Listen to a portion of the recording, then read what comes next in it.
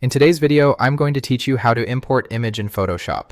If you're new to Photoshop, one of the first things you'll want to know is how to bring an image into your workspace correctly.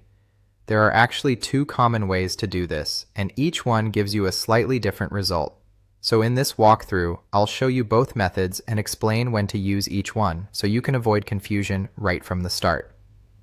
First, go to the top menu and click File. From there, select Open. This method is the standard way to open an image file directly from your computer. Once the file browser appears, choose the image you want to work with and then click Open. Photoshop will launch that image in its own tab. This is a useful option when you simply want to open a photo by itself and edit it as a standalone file. However, there's one important thing to understand. When you open an image this way, it becomes the main image in that document. In other words, it acts as the background, so you won't be importing it as a movable element inside an existing project. That means if your goal is to freely reposition the image as part of a design, this is not the best method to use. If instead you want to import an image into your current Photoshop project without making it the background, there's a better option.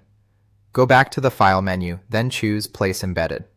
After that, select your image file from your computer. When you use Place Embedded, Photoshop inserts the image into your current document as a separate element rather than turning it into the background.